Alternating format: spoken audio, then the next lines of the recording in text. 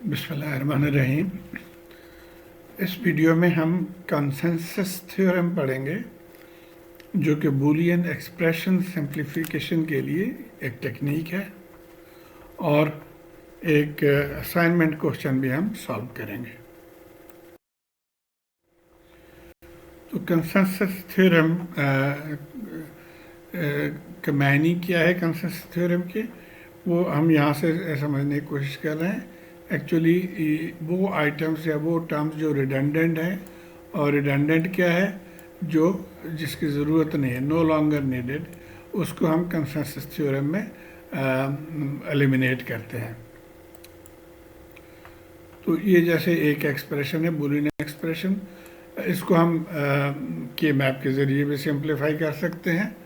तो के मैप में आप इस तरह से आप एंट्री कर लेते हैं ये तमाम तीनों वेरिएबल्स के। ये देखें यहाँ पे ए बी के लिए ये दो हम यूज़ करेंगे, बी सी के लिए ये दो खाने यूज़ करेंगे, और ए डैश सी के लिए ये दो करेंगे। अब इसको हम के मैप के ज़रिए सिंप्लीफाई कैसे करेंगे, ये हम श्योर आपको पता है। ये देखिए ये दोनों हम इकट्ठा हमने कर लिया, और ये दोनों इकट्ठा कर लिए, यानी ये ए बी हो गया और ये ए सी हो गया। तो नतीजा क्या निकला कि ये तीन टर्म्स जो हैं उसको हमने सिंप्लीफाई करके दो टर्म्स में हम लेकर आ गए। अब ये हमने के मैप के ज़रिए किया। अगर हम के मैप यूज़ ना करें तो सिंपल जो बूलियंस इक्वेशंस को ही सिर्फ हम यूज़ करें, तो इसमें काफ़ी सारे कंडीशंस हैं जिसके ज़रिए आप इसको सिंप्लीफाई कर सकते हैं। एक कंडीशन जिसको कंसेंसस थ्योरम कहा जा रहा है, वो ये कहता है कि अगर ये यहाँ से हम पढ़ लेंगे, वही बात है कि वो ये कह रहा है कि अगर कहीं पे एक टर्म है, जैसे यहाँ पे ए है और उसके साथ उसके कॉम्प्लीमेंट टर्म है यानी ए डैश, यानी एक इक्वेशन में अगर एक टर्म और उसके कॉम्प्लीमेंट है, तो उसके साथ वाले जो दो आइटम्स हैं, साथ वाले आइटम्स मिला के जो टर्म बने उसको हम नेगलेक्ट कर सकते हैं। तो क्या हुआ कि अब ये दोनों को मिला के बी सी बना, तो बी सी को हम नेगलेक्ट कर सकते हैं। जैसे हमने यहाँ पे देखा, आप देखिए ये ए और ए डैश यहाँ पे है, इन दोनों के साथ बी सी बन गए दोनों को मिला के। तो इस बी सी टर्म को हम नेगलेक्ट करके, तो ये हमारा सिंप्लीफाइड वर्जन बन जाएगा। मेन कॉन्सेप्ट इसमें यही है। तो आइए अब एक एग्जांपल से हम इस कॉन्सेप्ट को समझने की कोशिश करें। ये सवाल है, इसको हमने सिंप्लीफाई करना है बाय कंसेंसस थ्योरम। अब इसको अगर आप गौर से देखें तो आप देख सकते हैं कि पहले दो टर्म्स को हम पहले ले लेते हैं। यहाँ पे देखिए इसमें ए है और इसमें ए डैश है। तो एक शर्त तो हो गया कि सेम टर्म और उसके कॉम्प्लीमेंट मौजूद हो। अब इसके साथ जो दोनों के मिला के जो टर्म्स बने यानी बी डैश सी, उसको हम नेगलेक्ट कर सकते हैं। तो यहाँ पे देखिए ये बी डैश सी है, तो इसको हम नेगलेक्ट कर सकते हैं। तो हम क्या कर लें, हम दोनों में पहले हमने मार्क कर दिया कि अच्छा इन दोनों से कॉम्बिनेशन बन सकता है, और वो कॉम्बिनेशन ये बना, तो इसको हमने यहाँ से कट कर दिया, नेगलेक्ट कर दिया। अब हमारे पास ये बच गए 1 2 3 और 4 टर्म्स, ये 4 टर्म्स बच गए। अब फिर यहाँ पे हम वही चीज़ देखेंगे कि यहाँ से हम चलें, तो अब ये देखें यहाँ ये बी डैश सी अब इसमें नहीं है, तो ये नहीं होगा। आगे चलते हैं, आप इन दोनों को देखते हैं, सी सी डैश है, तो इनके साथ मिला के क्या बना ए बी, तो हम ए बी को नेगलेक्ट कर सकते हैं। तो ये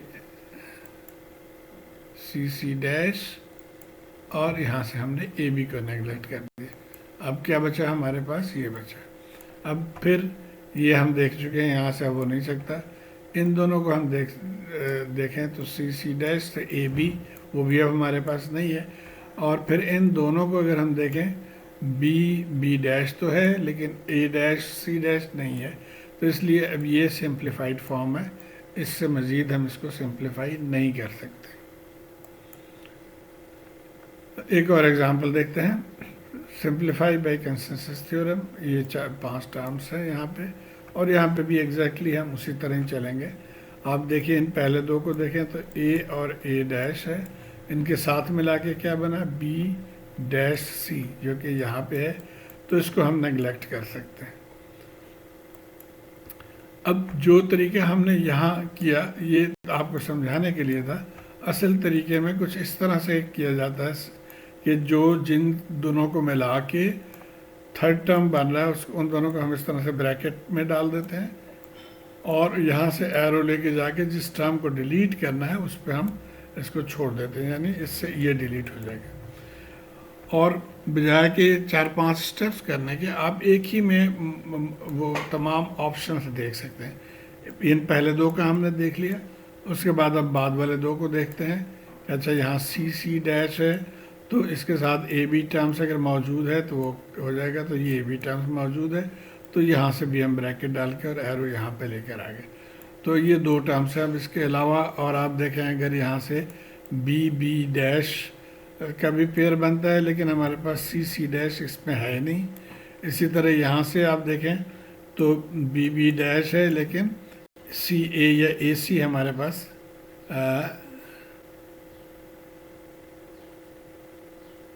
ए सी ऑलरेडी ऑक्यूपाइड है, इसको अब हम डिलीट नहीं कर सकते क्योंकि इससे ही हम इसको लेके आ रहे हैं। तो ये हमारा फाइनल जो है, ये दो टर्म्स हम डिलीट करेंगे इसमें से, तो दो टर्म्स को डिलीट करके ये हमारे पास बन गया आंसर, फाइनल आंसर। अब इसी थ्योरम के एक डुअलिटी है, ये था, ये सम ऑफ प्रोडक्ट्स था और अब यहाँ पे है प्रोडक्ट ऑफ सम्स। इसके ऑपोजिट आप देखें एग्जैक्टली ऑपोजिट है, जहाँ पे ए डॉट बी है उसकी जगह पर हम ए प्लस बी लिख देते हैं और इसी तरह ये, तो यहाँ पे भी वही रिलेशन है कि आप इन दोनों को देखें, ए और ए डैश है इसमें, तो इसके साथ बी प्लस सी अब हम देखेंगे तो बी प्लस सी ये टर्म है तो इसको हम नेग्लेक्ट कर सकते हैं। यहाँ पे भी एक एग्जांपल हम करेंगे, यही एग्जांपल, और इसको भी चाहें तो आप सिंगल स्टेप में कर लें या इकट्ठे कर लें। तो ये देखिए हम सिंगल स्टेप में इसको कर रहे हैं। इन दोनों से आप देखें ये ए और ए डैश है तो बी सी ये एलिमिनेट हो जाएगा और उसके बाद फिर दूसरे टर्म को हम देखेंगे, यहाँ पे ये एलिमिनेट करके हमें ये फाइनली ये आ गया। अब यहाँ से मज़ीद हम देखेंगे कि आगे ये देखिए और इसमें क्या बनता है, देखें ए और ये टर्म है, यहाँ पे ए और यहाँ पे ए डैश है, तो इनसे कॉमन क्या बन रहा है, यहाँ से देखिए बी और डी, तो ये बी और डी टर्म है, इस पर हम एरो ले गए तो इसको भी हमने एलिमिनेट कर देना है, तो ये हमारा फाइनल आंसर बन गया। और जैसे मैंने बताया कि ये बजाय के बहुत सारे स्टेप्स में करने के, आप चाहें तो एक सिंगल स्टेप में भी इसको कर सकते हैं। यही चीज़ यहाँ लेकर आ गए और इन दोनों को हम यहाँ पे लेकर आ गए, तो ये दोनों टर्म्स जो है इसको हम डिलीट कर सकते हैं, ये हमारा फाइनल आंसर बन जाएगा। तो जिस तरह से आपको कन्वीनियंट हो आप इसको सॉल्व कर सकते हैं। अब आते हैं हम जो असाइनमेंट क्वेश्चन है, एक स्टूडेंट को ये दिया गया है, prove the identity of the following Boolean equations by using consensus theorem. तो इसको हमें प्रूव करना है कि the left side is equal to right hand side. अब ये देखिए, since the expression can not be simplified any further, इनमें से देखिए कोई चीज़ आपको आप यहाँ से आप काट नहीं सकते। मसलन ये और ये टर्म अगर हम लें तो हमारे पास बी डैश डी आ जाएगा, बी डैश डी यहाँ पे नहीं है तो हम उसको नहीं काट सकते। इसी तरह यहाँ से सी और सी डैश डैश को लें तो बी डी डैश ले लेंगे, वो भी इसके अंदर नहीं है, तो ये मज़ीद सिंप्लीफाई नहीं हो सकता। और सिमिलरली राइट हैंड साइड पे भी मज़ीद सिंप्लीफिकेशन पॉसिबल नहीं है। तो अब इसको हम इक्वल करने के लिए हम क्या करेंगे कि अब इसमें हम जिस तरह से टर्म्स काट देते थे उस तरह से हम टर्म्स ऐड करेंगे और इसको बढ़ाते जाएंगे और देखेंगे कि क्या ये दोनों साइड बराबर हो जाते हैं कि नहीं। तो आइए देखते हैं, लेफ़्ट साइड को हम पहले लेते हैं। अब लेफ़्ट साइड पे भी देखिए आप कि जैसे ये और ये है, ए और ए डैश का टर्म है, तो यहाँ से हमें बी डैश डी एक टर्म मिल जाने चाहिए, तो ये बी डैश डी हमने यहाँ पे लिख लिया। इन दोनों को अगर आप देखें बी डैश, यहाँ से क्या टर्म एक हम बन जाएगा ए सी डैश। इसी तरह यहाँ से आपको सी डैश है तो इसे बी डी डैश बन जाएगा। तो ये चारों टर्म्स जो अगर ये होते इसके अंदर तो हम इसको काट देते हैं, नहीं है तो हम इसको डाल सकते हैं, क्योंकि इनको डालने से या निकालने से कोई फ़र्क नहीं पड़ता। तब हमारे न्यू इक्वेशन जो है वो इस तरह बन जाएगा। लेफ्ट साइड पे ये पहले मौजूद थे और ये जो बाद वाले टर्म्स हैं उनको हमने यहाँ पे लिख लिया।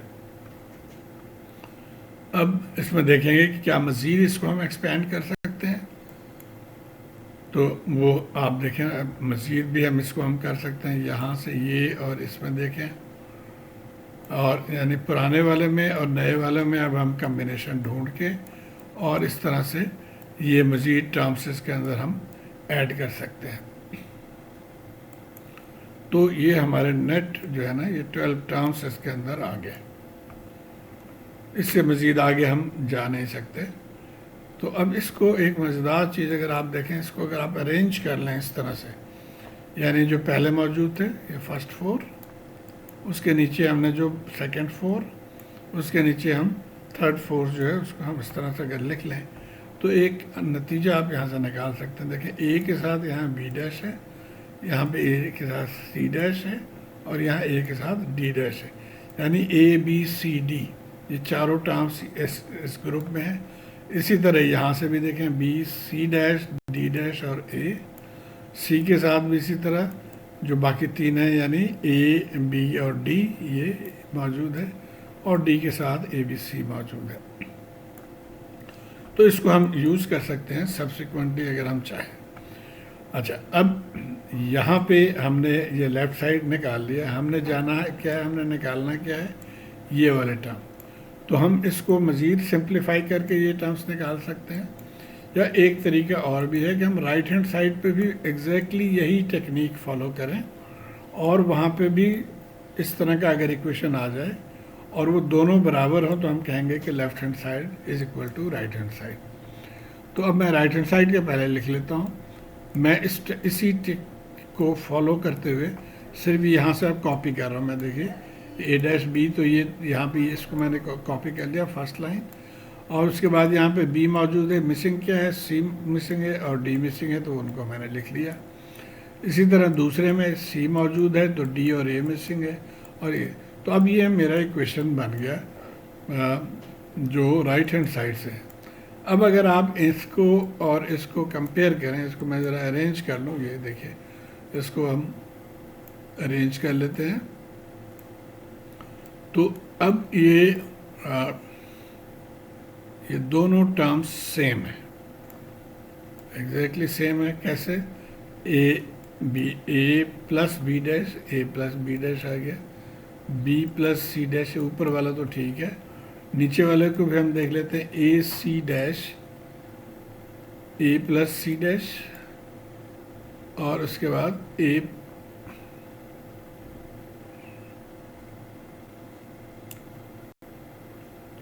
नहीं सॉरी ये वाला है, इसको मैंने यहाँ पे रिप्रोड्यूस कर लिया। अब इन दोनों को आप कंपेयर करें तो दे आर एग्जैक्टली सेम। कैसे, आप देखिए ए प्लस बी डैश इसमें से ढूंढेंगे हम, ए प्लस बी डैश कहाँ पे है, ये देखिए ए प्लस बी डैश आ गया। ये बी सी डैश यहाँ से आ गया, तो बी सी डैश यहाँ पे कहाँ पे है, ये देखिए बी सी डैश है। सी डी डैश कहाँ पे है, ये है। डी ए डैश कहाँ पे है, ये है। इस तरह से आप देखेंगे कि ये और ये एग्जैक्टली सेम है। तो हम ये कह सकते हैं कि लेफ्ट हैंड साइड जो बराबर है वो राइट हैंड साइड के। एक तरीका तो ये है, और दूसरा तरीका वो ये वाला हमारे लेफ्ट हैंड साइड पे था। अब इसमें हमने एलिमिनेट करना, हमने रखना क्या है, हमें ये चीज़ें चाहिए हमें। तो ये नीचे वाले टर्म्स जो है वो यही है। आप देखिए ए डी डैश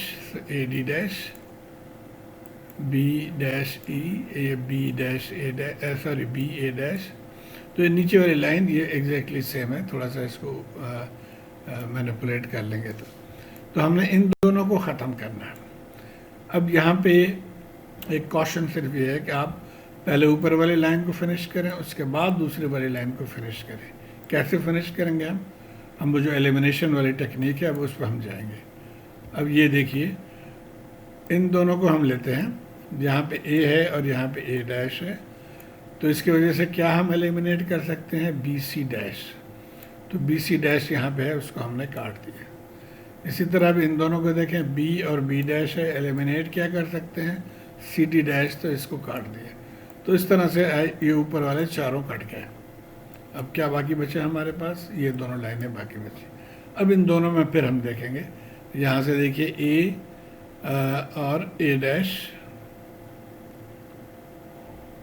ए और ए डैश, इसको देखते हैं। तो यहाँ से हम क्या निकाल सकते हैं, बी डी डैश, तो बी डी डैश को हम काट देंगे। फिर इन दोनों को देखते हैं, बी और बी डैश, यहाँ से हम क्या निकाल सकते हैं, ए डैश सी, तो सी ए डैश को निकाल सकते हैं। तो इस तरह से ये ऊपर वाले चारों लाइन भी कट जाएंगे। यहाँ पे ये ऊपर वाले चारों को काट दिया। तो अब ये जो बाकी बचा है ये वही है जो राइट हैंड साइड पे है। तो ये दूसरा तरीका है, हम आंसर लिख देंगे कि left hand side is equal to right hand side.